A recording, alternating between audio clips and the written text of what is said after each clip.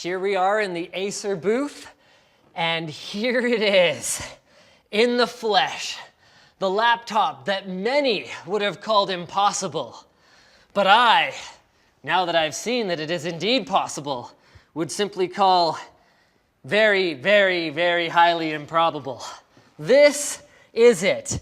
It is a 21-inch laptop with a curved 2560 by 1080, 120 hertz display, a Cherry MX Brown mechanical keyboard with full, individually controlled and backlit RGB lighting, a right-handed, right-sided touchpad. Oh, look at that! It can also have a number pad that is also individually lit, but regrettably not Cherry MX Brown key switch. I mean, Acer, you guys got to get your stuff together here. I mean, these aren't even mechanical keys. And it's got a balls-to-the-wall I/O, including a couple USB 3s on the right, a Kensington lock. You lock this baby up, because otherwise someone's going to walk off with it and gain a few pounds of arm bulk in the process. I mean, look at my arms. I'm not flexing, I'm just holding the laptop. We got 2 more USB 3s on the left, dedicated headphone and microphone audio jacks, an SD card reader, and oh, this is where it gets real, right around the back here, where you got 2 power plugs in for 2 330-watt bricks.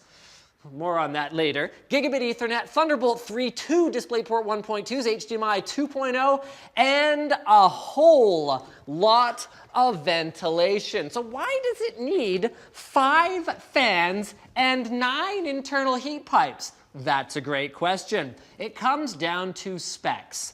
Inside the Predator 21X, you will find a Core i7-7820HK, that is an overclockable chip. Acer didn't give any specific reason why they didn't just go with a desktop chip, like I've seen done in these kinds of machines before, but there you go. It's got 64 gigs of DDR4 dual channel memory, 2 GTX 1080s and SLI each with 8 gigs of GDDR5X. It's got a 1 terabyte NVMe SSD RAID 0 configuration with a 1 terabyte hard drive. That is actually the memory and all the drive slots are pretty easy to get at, so you've got a couple more spare SATA M.2 slots available, and the CPU and GPU are both overclockable.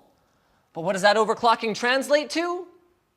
Well, our benchmark results actually went down in Unigine Valley, but I think that speaks to the pre-production nature of this machine, not to the insufficient thermals, because the temperatures of the GPUs while running these tests were flipping unbelievable. We're not even reaching the 80-degree limit of a GTX 1080. So I would expect that, even though they don't have any details for me at this time, these might even be full TDP 1080s in a laptop form factor, though it would be fairly generous to call this a laptop form factor. There's only one configuration, the highest end configuration, but quite frankly, I agree with Acer's decision. As much as consumer choice is important, quite frankly, I think anyone spending $8,000 on a laptop is probably willing to spend $9,000 on a laptop, because they're going for the best of the best, and that's what this puppy is going to cost you, at least in the US. So, wow, that is a thing.